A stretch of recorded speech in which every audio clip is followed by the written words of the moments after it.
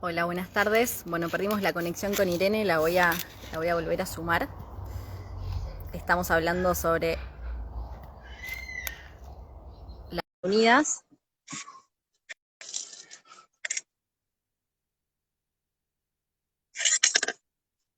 ¿Se escucha bien, Alfon?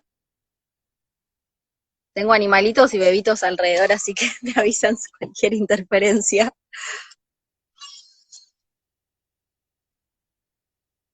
Ahí la sumé a Irene. Vamos a ver si se conecta.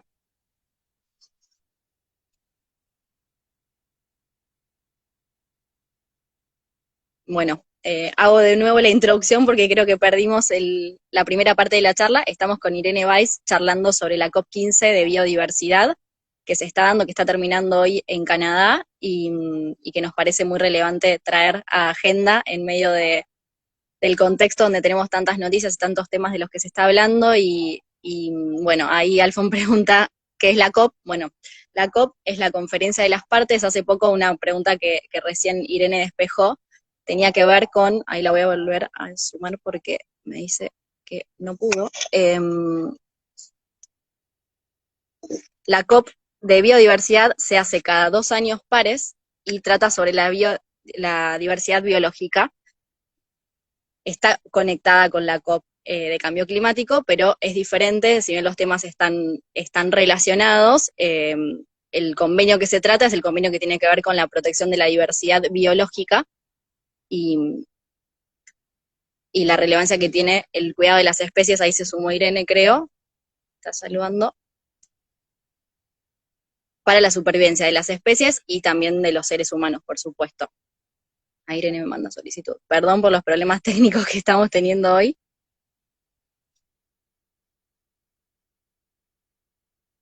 Ahí se está sumando.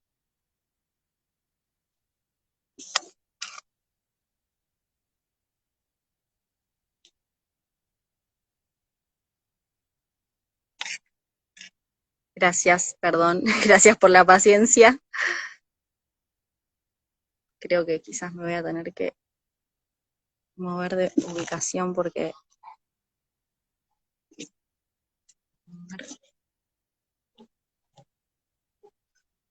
me parece rechazada la solicitud.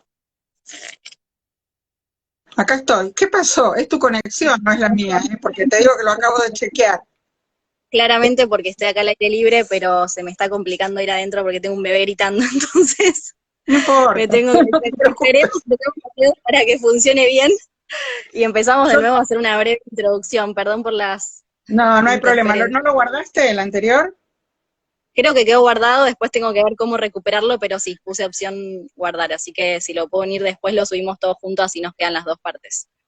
Ok, si no, lo subimos en dos partes, no te preocupes. Bueno, no, te decía que, bueno, el documento que se discute, en realidad en teoría termina hoy la reunión, y el documento que se discute, que tiene 22 puntos, que significan 22, digamos, acciones concretas, tiene que ver con muchas cosas. O sea, es muy complicado el tema de la biodiversidad. De hecho, se puede seguir todos los, digamos, los plenarios y todo lo que se discutió todos estos días, desde el 7 hasta ahora, todo está guardado. O sea, yo lo fui siguiendo en la página. O sea, se podía seguir tranquilamente por internet. De hecho, yo estuve a punto de viajar a Montreal, pero era la época de finalización de los exámenes. Para mí era un lío bárbaro, y cuando me dijeron que iba a estar todo, digamos, transmitido por la web, dije, bueno, ¿para qué voy a ir? Morirme de frío. No, hace un frío terrible en Montreal en este momento. Y bueno, no, el tema es el siguiente. A ver, lo más importante, quizás, no sé, tiene que ver con algunas preguntas que me hicieron. Con respecto a la anterior reunión que se hizo en Egipto, que fue la de cambio climático, la COP de cambio climático, la conferencia de las partes de Naciones Unidas, que tiene que ver con ese tema, ahí hubo altas autoridades. O sea, hubo presidentes, aunque sea por poco tiempo, llegó hasta Biden de Estados Unidos. Bueno, acá la jerarquía más alta que se vio fue la de ministros. De hecho, nosotros tuvimos digamos, fue en representación del presidente el ministro Cabandier. O sea, no hubo presidentes en esta COP de biodiversidad, a pesar de que es muy importante. Pero bueno, es una época del año complicada, hay que también tener en cuenta que se superpuso con el Mundial, cuando estas COP se hacen siempre en esta época, entonces el Mundial no, entonces cuando se cambió el Mundial, por lo que todas las cuestiones que ya sabemos, que en realidad se hacía a mediados de año y ahora cayó a fin de año, esto ya estaba planificado, entonces aparte viene la fiesta de fin de año, bueno, el Mundial, hubo muchas cosas.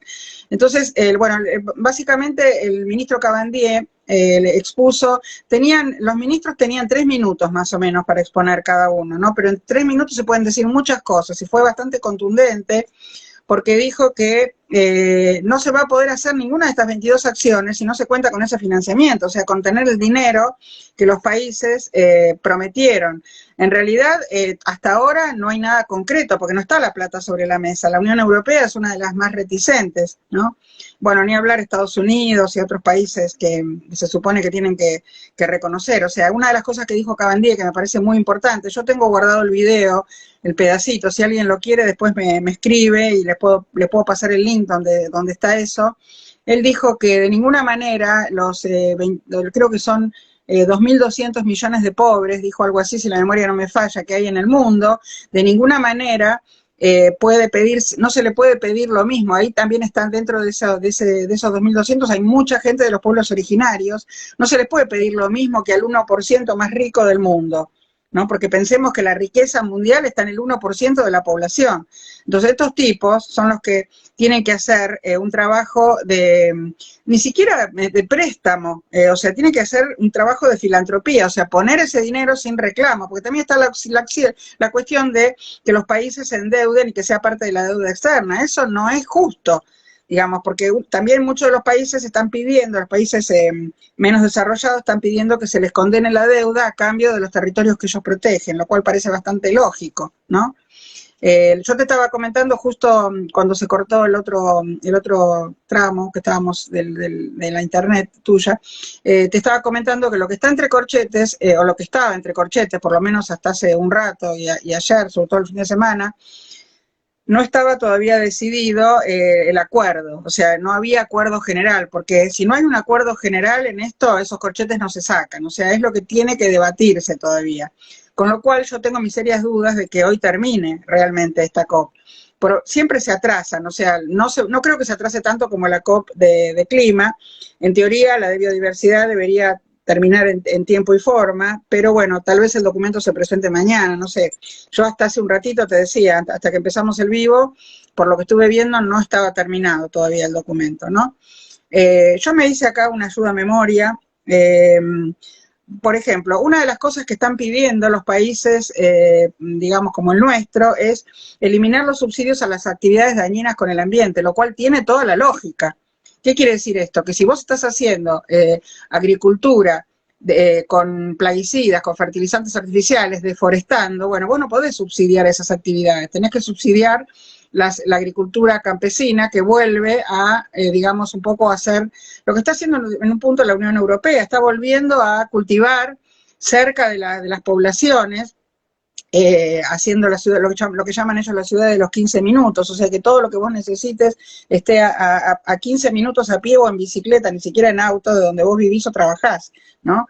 Y entonces tampoco subsidiar, por ejemplo, la pesca industrial, porque está devastando los mares y no puede competir con la pesca artesanal. Esto lo están pidiendo la mayoría de los países africanos del oeste de África, que dan, digamos, al Atlántico frente a nosotros, diríamos, ¿no? O sea, todos los países que tienen costas sobre el Atlántico, que no están pudiendo competir con esa agricultura, con esa devastación, digamos, del mar de manera industrial, o sea, que son pescadores artesanales. Bueno, y ni hablar de los combustibles fósiles, eso ya se habló en la COP anterior porque tiene que ver con el cambio climático. El plenario de ministros, que también es otra de las cosas que recién cuando se nos cortó, que me hicieron una pregunta por WhatsApp, ¿cuándo fue? Bueno, fue el 16 y el 17 de diciembre, o sea, fue hace pocos días, fue la semana pasada. Esto empezó el 7 y termina teóricamente hoy, ¿no? Eh, a ver, a diferencia de la COP27, donde hay un acuerdo de París que hubo que debatir, digamos, y que hubo que cumplir con, eso, con lo que se decía ese acuerdo mínimamente, aunque en la mayoría de los países sabemos que no están cumpliendo con las pautas, acá no hay un acuerdo de París, pero sí hay un convenio de biodiversidad o de diversidad biológica, ¿no? Como lo llaman, que justamente se firmó en Montreal. Eh, después, hay que acelerar Ahí con primero los respecto, flujos de... Sí, perdón, decime. te iba a decir, ese es el convenio que tiene estas 22 metas que hasta hoy no se ha cumplido con ninguna, que fue firmado en el 2010. Y Exactamente, por eso hoy dice, lo que pidió Cabandier junto con otros ministros de países como el nuestro es que hasta que no esté ese flujo de dinero acelerado, no se va a poder, no se va a poder cumplir con estas metas, ¿no? Yo te quería comentar que, bueno, acá yo me hice tengo un machete acá de papel y aparte tengo otro machete en la computadora. Eh, hay varias posibilidades, porque, a ver, ¿cuál es el problema con el tema de la biodiversidad? Que es un poco lo que pasaba también con el tema del clima, de la conferencia de la COP del clima. Hasta hay tanta burocracia en estos países desarrollados que hasta que ese dinero empiece a fluir, por decirlo de alguna manera, puede ser tarde, tanto para la temperatura de la Tierra, que sigue aumentando por los gases de efecto invernadero, como para la cantidad de especies que se están extinguiendo. Entonces, hay varias posibilidades que se plantearon. Una de estas posibilidades es, por ejemplo, que fondos que ya están, que ya son existentes, como el Global Environmental Fund, o sea, el CHEF, GEF, no por las siglas en inglés, tenga una parte destinada a estos proyectos, ¿no? Hay un ministro, una persona que viene del área de la ciencia de Malasia, dijo que hay 1 millón de especies de animales y plantas en peligro de extinción. Y nosotros también estamos en peligro, pero estamos demasiado confortables como para darnos cuenta, dijo el malasio, ¿no? Tiene razón. O sea, yo diría 1 millón, en realidad una de las cosas que yo, digamos, no estoy del todo de acuerdo como ecóloga, porque bueno, él es especialista en un grupo de bichos especiales.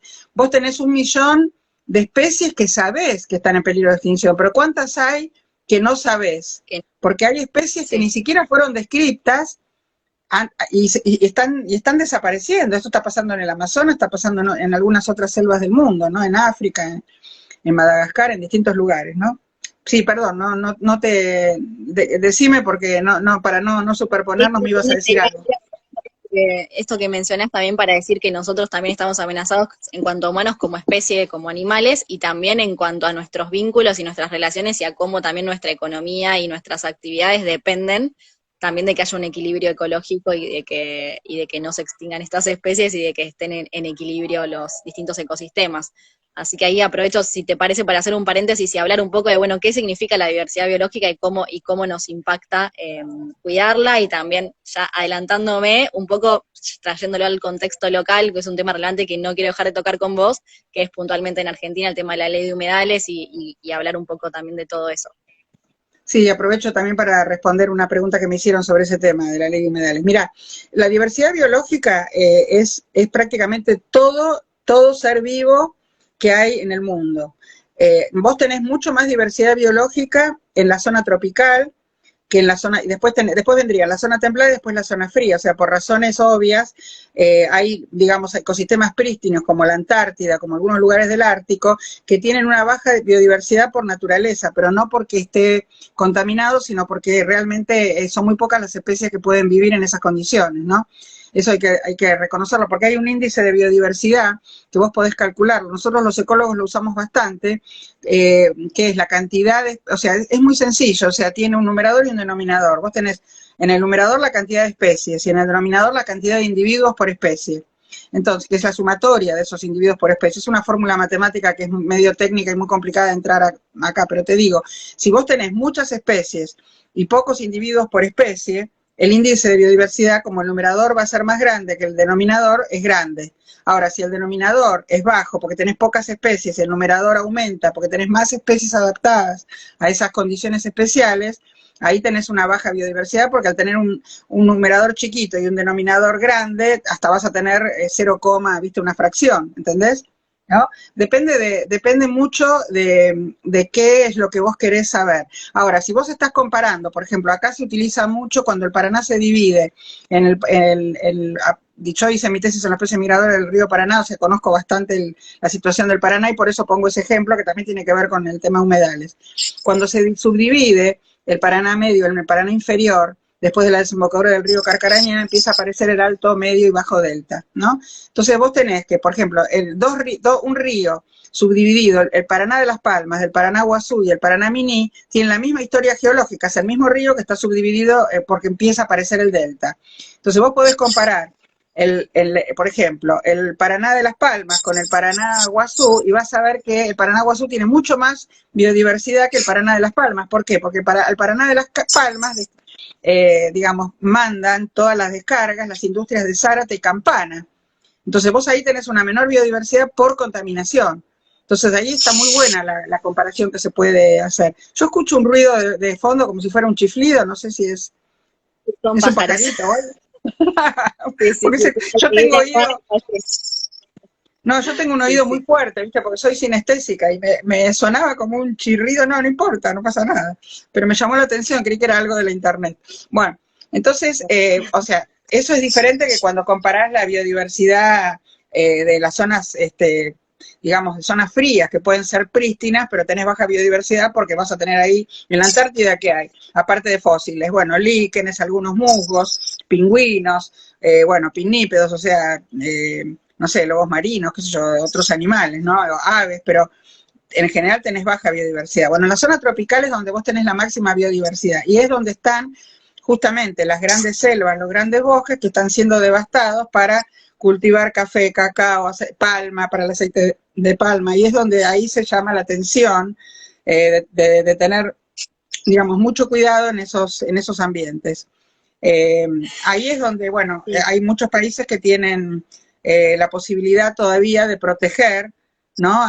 Ámbitos donde no avanzaron las topadoras, ¿no? Por decirlo de alguna manera. Eso no sé si te correspondió el tema de la biodiversidad. En cuanto a la ley de humedales, bueno, nosotros acá ya hace unas 3, 4 semanas atrás, sabes que en el Congreso hubo una reunión de varias comisiones, porque si no perdía estado parlamentario. La ley ya había perdido en el 2013, en el 2016, bueno, el año pasado, ya sabemos toda la historia, y no era cuestión de que perdiera de nuevo. Salieron 2 dictámenes. El dictamen de mayoría, que no es digamos, el que colaboré yo y la mayor parte de los investigadores y las organizaciones no gubernamentales, que es realmente el que quiere conservar los humedales, por razones que ahora voy a explicar. Y está el dictamen de mayoría, que es el dictamen que es totalmente extractivista, que es el que no queremos. El tema es que falta muy poco para que termine el año parlamentario. Entonces, si se trata, o sea, la única manera de que se trate el dictamen de minoría es que no se acepte el dictamen de mayoría, que es el que tiene prioridad. Pero justo el dictamen de la oposición, que no fue el que fue, digamos, apoyado por ejemplo, es el que fue motivado por Leonardo Grosso, el diputado Leonardo Grosso, que es el que realmente bueno, como presidente de la Comisión de Recursos Naturales, hizo que el año pasado entrara justo para esta época, antes de Navidad, y que al final, bueno, no se trató ni en ordinarias ni en extraordinarias después cuando vino el verano ni nada, y bueno, este año es como si no hubiera existido durante todo el año, hasta hace poco que se reunió, porque tenía que pasar por varias comisiones, que era donde estaba la más complicada, era obviamente la de Agricultura y Ganadería. Ahora, una de las cosas que yo sigo sosteniendo y que me parece que eso es algo que tenemos que como país tenemos que, digamos, tratar de que eso no ocurra, que hay gente que es juez y parte. ¿Qué quiero decir con esto?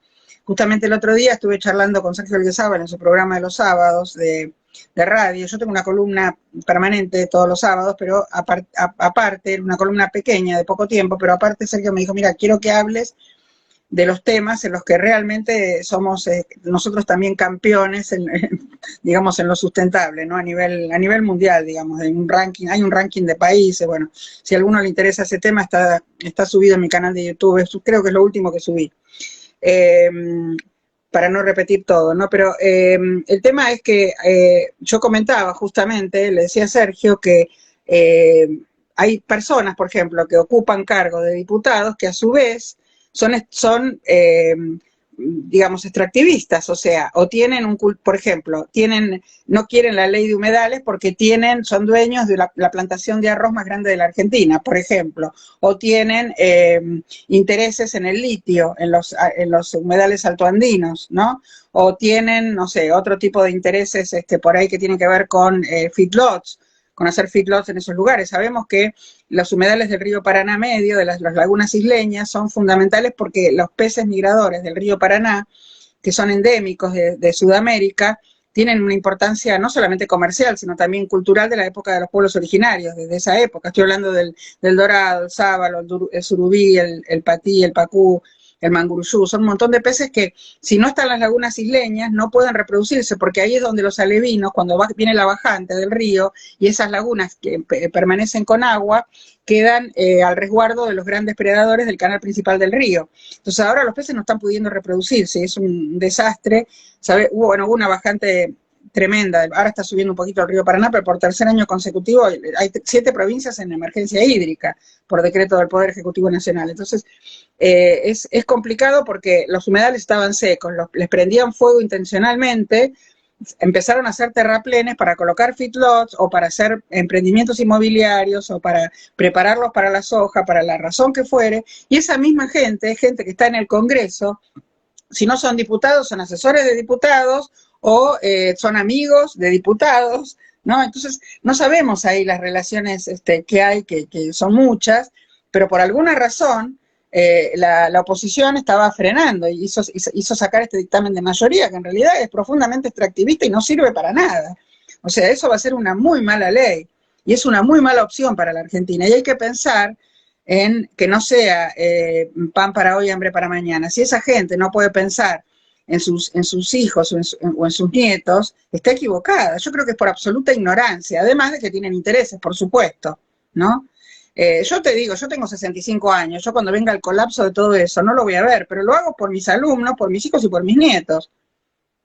Porque realmente me parece que si mi país invirtió tanto dinero para educarme, para que yo vaya a la universidad pública, gratuita, masiva, y que después pude hacer 2 posgrados gracias a la Organización de Estados Americanos, gracias a una beca, porque mis padres no me podían financiar carreras en el exterior, para estudiar ecología, para estudiar evaluación de impactos ambientales, que acá en esa época no había carreras específicas, ahora sí, por suerte hay, ¿no? Pero en esa época no. Entonces, realmente la Argentina es un país miembro de la OEA y entonces me parece que si mínimamente invirtieron para mi educación, yo éticamente tengo que poder cumplir con esa devolución a mi país de todo lo que hizo por mí. ¿Entendés? Entonces, por eso es que hago todo esto, porque además me parece que es lo que corresponde, es lo correcto. Sí, es que, como vos decías antes, están los dos proyectos, el consensuado por la comunidad científica, por las organizaciones, y el que está más vinculado al lobby, digamos, de los interesados en que quizás en el corto plazo puedan ver perjudicados sus intereses económicos. Bueno, entonces lo vamos a seguir de cerca con vos y también estar atentos a las novedades de qué pasa con el dictamen. Irene, un poco también volviendo a esto que vos mencionabas con respecto a las actividades y a la presión también, y volviendo un poco a conectar con esto de cuál es la importancia de la diversidad biológica, también como pensando en largo plazo y a gran escala y viendo como todo, también quería que nos cuentes un poco, por un lado, 2 temas. Uno, que ya sabemos por la Organización Mundial de la Salud que más del 75% de las enfermedades que hoy infecciosas circulan vienen de animales salvajes que son transmitidas a los humanos, como pasó con el COVID. Entonces, un poco ese es el contexto en el que vivimos. Entonces, entendiendo que más presión y menos cuidado y protección de la biodiversidad implica más ir hacia eso y no poder evitar futuras catástrofes. Entonces, por ahí profundizar un poco en eso. Y después otro tema Sí, también que absolutamente, pero vamos por partes, porque si no después vos me preguntás otra cosa y me olvido de la primera pregunta. O sea, justamente una de las cosas que se intentó poner sobre la mesa en esta COP15 de biodiversidad es el concepto de una sola salud. Se tradujo así en español, era One Health en inglés, que tiene que ver con justamente tener siempre, digamos, siempre pensar en la intersección entre el conjunto de toda la biodiversidad en general, después, por otro lado, los animales en particular y el ser humano también en particular. O sea, por qué esto? Porque justamente COVID fue producto de las pandemias por acercarnos demasiado a la fauna silvestre o por seguir, no solamente por los mercados de fauna silvestre donde se llevaban los animales vivos porque no tenían heladera, entonces los mataban cuando la gente los compraba, entonces vos estabas en contacto y podía saltar con intermediario o no directamente un virus. Por ejemplo, los murciélagos tienen más de 300 coronavirus, pero tienen adaptado su sistema inmunológico, nosotros no. Lo que pasa es que el ser humano y los murciélagos nunca estuvieron juntos, pero en esos mercados de la fauna silvestre sí, ¿no? Lo mismo cuando vos estás extendiendo la frontera agropecuaria, te acercás a las cuevas con las topadoras para deforestar y cultivar donde viven los murciélagos, estás muy cerca de ese contacto. Bueno, entonces no se logró meter este concepto de One Health, que es algo relativamente nuevo, empezó en la década del 2000, y bueno, yo hice también varios webinarios en pandemia sobre este tema, están todos esos webinarios subidos a mi canal de YouTube, que yo, dicho sea de paso, lo tomo como una red social común, renuncié a la monetización, o sea que no quiero como los artistas, como los cantantes, que o sea, por los clics, ¿no? Suman plata, yo renuncié a la monetización para que la gente no la estén bombardeando con publicidad, entonces pueden suscribirse a mi canal de YouTube, está bajo mi nombre, o directamente, si no se quieren suscribir, no se suscriben, pero entran y pueden ver eso, scrollean y van a ver todo, lo hablé, pero cantidad y cantidad de veces de este tema. Pero justamente una de las cosas que es muy mala, digamos, fue una muy mala idea, pero los países desarrollados a propósito no quieren poner este tema sobre la mesa, porque también ahí linda con sus propios intereses, ¿no? Yo acá me anoté, espera, para comentarte con respecto a eso, espérate que tengo tantos machetes, esto ya lo dije. Bueno, yo acá me anoté, nos insistió mucho antes justamente del 3 de diciembre, que fue cuando se empezaron a reunir en el concepto de One Health, o sea, de una sola salud, pero como algunos países no estuvieron de acuerdo, se sacó del temario general. Fue una mala idea porque venimos de una enfermedad que justamente es de una enfermedad zoonótica, ¿no? O sea que una zoonosis es, vos sabés, los animales cuando pasan al ser humano, ¿no? Porque hay pandemias de enfermedades no zoonóticas, en este caso es una enfermedad zoonótica. Bueno, fue una mala idea. En general se toman a veces malas decisiones. Yo, si vos querés, te cuento algo un poco en relación con lo que hablaba antes, ¿no? Que estamos demasiado confortables como para darnos cuenta de lo que se viene. Entonces, para evitar esa burocracia del que tiene el mayor tema en disputa, que es el tema del dinero, cómo va a llegar el financiamiento, hay tres posibilidades. Una, yo te decía antes, que no sé si, creo que fue en la parte que se cortó antes, pero por las dudas lo repito en el caso de que no hayas podido guardar el vivo, el anterior, donde se te cortó internet. O sea, uno es crear un nuevo fondo que destine recursos exclusivamente a la biodiversidad, pero eso no está bueno, te decía, porque hay mucha burocracia y cuando llegue ese dinero va a ser tarde, ya va a haber muchas especies extintas y también una cosa que está pasando, que se están dando cuenta, que por ejemplo países que estudiaron mucho el tema como España, que las especies exóticas están avanzando a un ritmo muy acelerado en relación con el aumento del clima, el aumento de los gases de efecto invernadero y de la temperatura, o sea, lo que produce un calentamiento global. Entonces eso también hay que atenderlo, o sea, que no sea cosa que cuando llegue el dinero no se pueda revertir ya ese tema. O sea que eso está dejándose un poco de lado. Después la otra posibilidad sería aprovechar los mecanismos de financiamiento existentes, que es lo que yo te contaba, por ejemplo, el Global Environmental Fund, el GEF, ¿no? O sea, el Fondo Mundial para el Ambiente, traducido en castellano, que destine una pequeña parte de ese fondo a esto que se está exigiendo para las 22 acciones, o sea, para estos 22 temas que se tienen que ver ahora con respecto al convenio de la diversidad biológica, ¿no? Dentro de las grandes ONGs mundiales que apoyan esta posibilidad está el Fondo Mundial para la Naturaleza, o sea, la WWF, ¿no? El World Wildlife Fund. Bueno, es una opción rápida para movilizar dinero dentro de los países que lo van a precisar, los que lo están precisando. Y la tercera opción sería, te digo esto último, no, te doy la tercera opción, sería no crear nada nuevo en esta instancia y dialogar sobre el tema en el caso de que no llegue la plata, ¿no? O sea, en realidad no sé, esto tampoco está bueno porque hay muchas acciones para las cuales se va a necesitar dinero. Otra vez quedó congelada. A ver, Ay, se me congelaste, ¿me escuchás? Sí, trata de acercarte a algún lugar, no importa si el bebé llora, no te preocupes, porque Me acerco por acá. te me congelás, te me, te ¿Ahí me me escuchás bien? congelás. Sí, ahora te escucho, sí, sí. No, te decía que Me quedo por acá. la tercera posibilidad sería no crear nada nuevo, o sea, dialogar sobre el tema, pero lo que pasa que, bueno, va a ser complicado sin dinero, ¿no? O sea a mí me importa muy poco, la verdad, lo que fueron diciendo los ministros, porque eso es un tema más bien político y más que lo discursivo, a mí me interesa ver cómo van a implementar la acción. Como científica me interesa ver cómo se van a implementar las acciones de todo lo que se dice, ¿no? Porque vos sabés que en estas COP se habla mucho y se termina haciendo poco, ¿no? Y acá, bueno, la próxima COP va a ser en Turquía en el año 2024, porque como te decía antes, que se cortara el vivo, esta se hace a diferencia de las de clima, se hace cada 2 años, en años pares. El 2020 se suspendió, empezó el año pasado, se termina este año y ahora sigue en el 2024 en Turquía. No sé si te respondí. Perfecto, sí, sí, Irene, bueno, un poco para recapitular también para quienes se fueron conectando, esto que vos mencionabas de cuáles son los mecanismos de financiamiento es lo que se está discutiendo ahora también, que se tiene que terminar de consensuar y que no sabemos si va a haber un acuerdo hoy o mañana cuando se cierre esta COP o si va a quedar para tratarse en los próximos años, tanto esto como las acciones y bueno, el estatus de las 22 metas que se definieron en 2010 sabemos que es por ahora incumplido, así que es lo que un poco se está tratando. Ahí, y no sé si Sí, tenés el algún punto convenio más de sobre. diversidad biológica cuando se firmó, digamos, cambiaron mucho las cosas en estos pocos años, porque todo va, digamos, con el aumento de la tecnología también va habiendo más máquinas que van exterminando la biodiversidad, porque antes, por ejemplo, pensá que en un bosque vos tenías no sé, un leñador con un hacha, después apareció la motosierra y ahora ni siquiera eso, porque ahora tenés dos tipos que se suben cada uno a un tractor con una cadena en el medio y te levantan el bosque como si fuera una alfombra.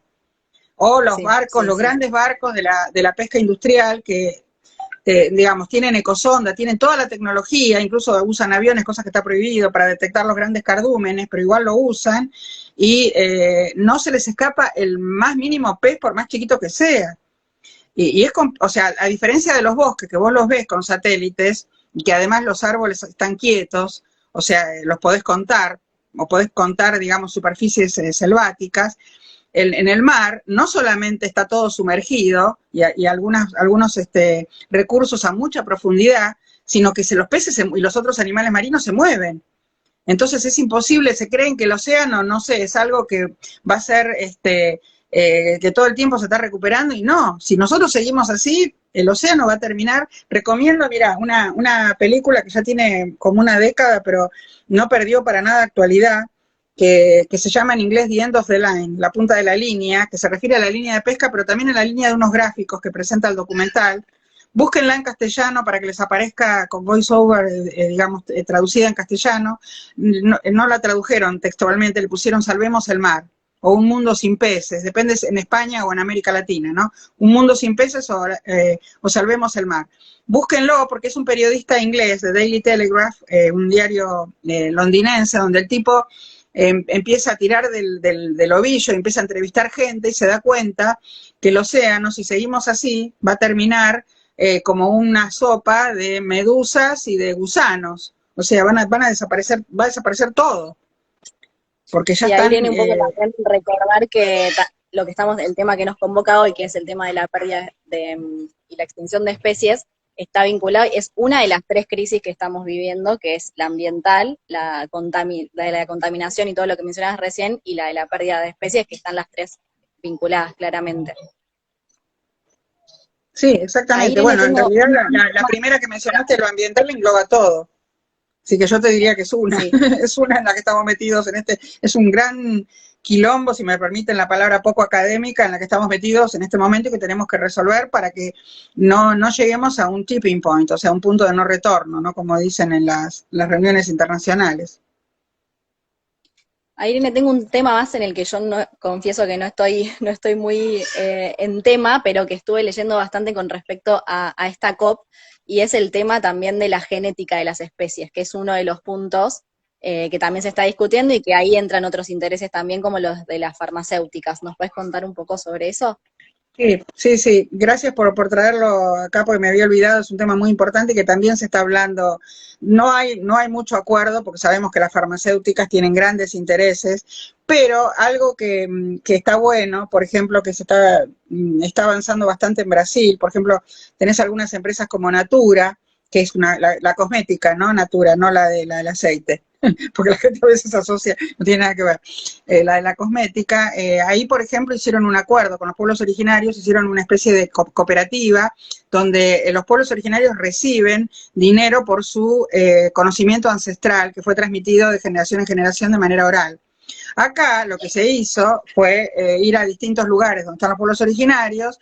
Ahora, por supuesto, por suerte se avivaron, mandaron a las universidades nacionales gente de los propios pueblos originarios en el norte, por ejemplo los huichis o los aymaras, y tienen sus propios abogados, ¿no? Para poder defenderse con respecto a esto. Pero antes, hace unos 30, 40 años atrás, yo me acuerdo cuando recién me recibí, yo siempre cuento esta anécdota porque yo tengo un par de compañeras que eran becarias del CONICET en aquel momento, yo también, pero trabajaba con los temas de ecología y ellas trabajaban en biología molecular relacionada con aporte de laboratorios. Y las dos al mismo tiempo me dijeron que iban a renunciar porque sentían asco literalmente, porque gente muy prestigiosa de la academia, no voy a dar nombres, pero gente muy conocida que han recibido premios internacionales, iban al norte, por ejemplo, se camuflaban, ¿no? Decían que eran científicos, como si fueran turistas, y trataban de sacarle conocimiento a los pueblos originarios de qué usaban para el dolor de panza, para el dolor de cabeza, para el dolor, no sé, de lo que sea, y después traían plantas, aislaban el principio activo y se ponían a fabricar el medicamento acá, ¿no? Eso por un lado. Por otro lado está el tema de la genética, avanzó mucho el último tiempo, con lo cual hoy hay una biblioteca de genes, justamente una de las razones por las cuales se pudo hacer tan rápido la vacuna contra COVID fue porque estaban las plataformas aceitadas vacunales en relación con los distintos tipos de virus y también otros microorganismos, no solamente virus, pero al vos tener la biblioteca con la cantidad de genes que al tener, digamos, el código genético de cada cosa, vos podés directamente, rápidamente, por ejemplo, sin necesidad hasta ni siquiera de tocar en los virus, teniendo su genética, vos ya podés crear la vacuna anti ese virus. No sé si me explico, o sea, lo que tienen estas grandes farmacéuticas son la biblioteca, son los dueños, ellos te ponen una patente de los seres vivos, cosa que la mayor parte de los científicos del mundo no ligados a las farmacéuticas luchan contra eso, porque no se puede patentar la vida. O sea, te cambian, por ejemplo, con transgénesis, cambió tanto la biotecnología con la transgénesis, con los microscopios estos de barrido de la última generación, ¿no? Los microscopios estos electrónicos que te ven hasta lo más chiquitito del átomo, ¿no? Entonces los tipos te cambian una cosita, te cambian un gen por otro y ya te lo patentan. Y no podés patentar la vida, porque entonces después no se puede hacer absolutamente nada, y además después no encontrás, se empiezan a hibridizar, hay toda una cantidad de problemas legales, porque se empiezan a hibridizar con los cultivos naturales y al final terminás teniendo todo híbrido después, ¿no? Es un lío, el tema genético es muy complicado, pero lamentablemente... ¿Cómo? Digo, legales y éticos también las complicaciones y las implicancias que tiene también. Sí, sí, totalmente. O sea, por un lado la tecnología es muy buena, pero para este tipo de cosas hay que tener mucho cuidado, ¿viste? Porque yo he tenido grandes discusiones por ejemplo, con los nanotecnólogos, los químicos, sobre todo porque las nanotecnologías son varias. Vos podés tener nanotecnología en la medicina, en la bioquímica, en la física, en la computación, pero yo sobre todo con los químicos he tenido grandes discusiones, porque los químicos... a mí me parece genial, por ejemplo, que hagan un aluminio nanotecnológico más liviano para que el fuselaje de los aviones pese menos, gaste menos combustible, o los autos de carrera, o la raqueta Del Potro, ¿no? Que es muy liviana, a diferencia de la raqueta, no sé, que tenía mi viejo, que cuando me la puso, me acuerdo en mis manos para enseñarme a jugar al tenis cuando yo era chica, se me cayó del peso, porque yo era una pulga, ¿no? A los 10, 12 años no la podía sostener. Bueno, ahora las raquetas son muy livianas por el aluminio nanotecnológico. Eso está genial. Ahora, cuando vos empezás a meter nanotecnología, por ejemplo, en cremas, ¿no? Por ejemplo, vos fíjate que en Estados Unidos, en Canadá y en Australia, en Israel, en muchos países, ahora vos vas a un supermercado, te compras un protector para la piel, de estos para el sol, de más de 50, y te dice con un cartel no usar en menores de 2 años. ¿Por qué? Porque se vio, acá no traen ese cartel, porque vieron que cuando, las cremas ahora esas tienen todo un tratamiento nanotecnológico, no lo mismo las cremas para, por ejemplo, no voy a dar marcas porque no quiero ningún problema, no quiero juicios, pero ya con lo que les voy a decir se van a imaginar. Hay una crema que se vende mucho por la publicidad en televisión, que es para descansar las piernas. Después hay otra contra las arrugas o contra las cicatrices. Bueno, hace 15 años atrás no había publicidad de cremas contra las cicatrices o contra el cansancio de las piernas. ¿Por qué? Porque con el avance de la nanotecnología le metieron muchas cosas. Son muy efectivas, es verdad. Te arreglan la cicatriz, te sacan las arrugas o te descansan las piernas. Pero ¿qué pasa? Lo mismo que el tema de lo que te decía, los protectores solares, los de más 50. No quedan a nivel de la epidermis, como se creía antes. Pasan a la dermis está muy irrigada con un montón de capilares sanguíneos, pasan a todo el sistema circulatorio, tienen órganos target, y de pronto vieron que había cáncer, distintos tipos de cáncer, que no sabían cuál es el origen. Es muy difícil después saber, porque después de 10, 15, 20, 30 años que aparece el cáncer, ¿qué sabes cuál fue el origen? Pero no es casual que cada vez hay más tipos de cáncer diferentes y cada vez más casos de cáncer. O sea, aumentaron cualitativa y cuantitativamente, ¿entendés? Entonces, hoy se sabe que, por ejemplo, por un principio básico de la toxicología, que nos lo enseñan a nosotros los biólogos en una materia especial, vos tenés que, digamos, cualquier cosa que vos aplicás en el cuerpo que sea extraña, por más que sea externa, como una crema, que penetra en la piel y que pasa al resto del cuerpo, de alguna manera por los capilares sanguíneos y por todo el sistema circulatorio, digamos, ese producto, ¿en quiénes tienen mayor efecto? Bueno, tiene que ver con, por empezar con la edad. No es lo mismo un bebé que una persona grande, adulta, ni siquiera un adulto que un adulto mayor que tiene menores defensas, ¿no? ¿Por qué se vacunó contra COVID a la gente mayor primero? Bueno, porque empezamos a tener menos defensas que la gente, por ejemplo, de tu edad. Después, con respecto al peso, no es lo mismo un bebé que una persona grande, ¿no? Después tampoco el tiempo de exposición, no es lo mismo que a vos te pongan la crema una vez y ya está, que te estén todo el tiempo llenándote de crema. Un bebé, por ejemplo, ahora los pediatras dicen, bueno, no importa que el bebé se ponga al sol, usted le pone protector solar cada 2 horas, porque total lo mete en el agua y enseguida el protector solar se le va. Bueno, no. Yo cuando mis hijos eran chicos, que ya son grandes, y ya posgrados y qué sé yo, cuando eran chiquitos, el médico me decía, entre las 11 de la mañana y las 2 de la tarde, no lo lleve a la playa, ni siquiera lo pone debajo de la sombrilla de la carpa. No, ahora te dicen, llévelo, le pone protector. O sea, inclusive ni los médicos saben esto, ¿entendés? Porque todo el tiempo se están desasnando con los biólogos. Y a veces las farmacéuticas, en lugares donde no hay tanta regulación como acá, no te ponen el cartel como tienen estas industrias multinacionales que en otras partes del mundo aparece, como yo te decía, vos vas a una góndola en Canadá y te compras un protector de más 50 y dice, no suministrar o no colocar en un niño menor de 2 años. ¿Entendés? O sea, te lo comento esto especialmente porque vos usted que tenés un bebé. Sí, sí, Y bueno, y así sobrino. hay un montón de cosas. O sea, la tecnología no es que sea buena o mala por sí sola. La tecnología, y sobre todo la nanotecnología, es como siempre el ejemplo que se dijo toda la vida del cuchillo. El cuchillo te sirve para cortar la comida y alimentarte, y también sirve para matar. Bueno, con la nanotecnología pasa lo mismo, salvando las diferencias, por supuesto. Sí, sí, como con cualquier tecnología aplicada a cualquier cosa, o sea, y más que nada en lo vinculado con impactos en la salud y en el ambiente, que es un poco lo que venimos hablando. Bueno, Irene, para ir cerrando, que ya tenías razón que se iba a pasar volando 1 hora, yo lo Sí, quería nos hacer van a de media echar, hora, Instagram nos va a echar, nos va a echar a la hora. pero bueno, cerrando un poco, entonces, la COP todavía no tiene la COP 15 de biodiversidad, que es por lo que estamos charlando, todavía no hay un acuerdo cerrado y se sigue tratando y no hay un texto definitivo. Lo vamos a seguir viendo, vamos a seguir atentos en los próximos días a ver qué Sí, definiciones hay con respecto al quizá convenio. ahora, bueno, ellos están 2 horas menos, si no me equivoco, en Montreal.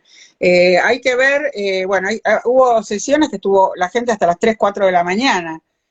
con el tema de lo que se estaba escribiendo del plenario de los ministros, que como te decía antes, bueno, fue la instancia, digamos, la más jerárquica desde el punto de vista de la función pública que fue, porque en esta COP no fueron presidentes, ¿no? A diferencia de la COP del clima. Pero hay que ver si lo hacen hoy de madrugada, si lo hacen mañana. Yo creo que mañana más tardar tiene que estar el documento, si no está esta noche. Pensemos que acá en Buenos Aires son las 8 de la noche, ya son las 6, o sea que todavía tienen tiempo. No sé, vamos a ver. Yo igual ahora cuando corto con vos sigo en vivo mirando a ver qué onda, ¿no? Cualquiera lo puede seguir, lo único que está en inglés. Tienen que entender inglés, es la única cuestión. Pero bueno. Perfecto. Bueno, invitamos a seguir también a la comunidad de Minúscula a tus redes, que continuamente compartís contenido Sí, sobre, Wise sobre esto. Irene, ojo porque al revés es otra persona, es una chica que no sabe de ecología y habla inglés, entonces me está escribiendo todo el tiempo privado, me dice, me parece que este mensaje es para vos. Y una cosa, los quiero invitar al curso que voy a dar en enero, de 3 sábados, de 2 horas y media, que es un curso de comunicación ambiental a través de juegos. Creo que vos lo hiciste, Rochi, no me acuerdo si lo hiciste, creo, si no estás Sí, invitada también, por supuesto. Y bueno, tenemos un grupo de chat de toda la comunidad, voy por la 9ª edición virtual, yo antes lo hacía de manera presencial, cuando explotó la pandemia lo adopté a la virtualidad, y bueno, como ahora se conecta mucha gente de otros países, lo único que tenemos en común es el tema ambiental y que hablamos todos español. Así que están todos invitados, estén donde estén, hay un montón de gente de montones de provincias de la Argentina y de localidades y también de otros países, creo que de 19 países de América, y de otros lugares del mundo, que bueno, hay gente, sabemos que después de ver cómo hincharon ayer por el Mundial los argentinos cantando en español, no estoy hablando de la gente de Bangladesh ni de los fanáticos en su idioma, estoy hablando de los argentinos por el mundo, ¿no? Que hay un montón. Bueno, también tengo conectados de todas partes, así que busqué un horario que no fuera demasiado temprano para el resto de América Latina, que están más al oeste y están más temprano, y tampoco muy tarde, para que no les caiga de madrugada a los de Europa o de Asia, ¿no? Así que bueno, cualquier cosa me escriben en privado y les cuento. Y dale, si sí, quieren aún saber más. sí, compartimos tus redes, así se pone en contacto quien quiera y podemos seguir ampliando esta información. Bueno, muchas gracias, Irene, un placer siempre No, charlar con vos. con mucho gusto, gracias a vos, Rochi, y a Revista Minúscula por el interés. Te mando un beso Gracias, grande y bueno, guardalo, así después lo puedo compartir. compartimos todo. Dale, beso grande, adiós. Un beso a tu baby.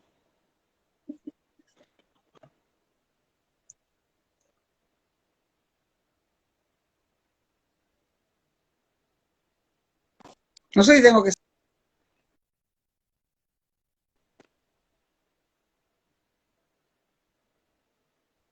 Ahí te quedaste, no saliste, Rochi.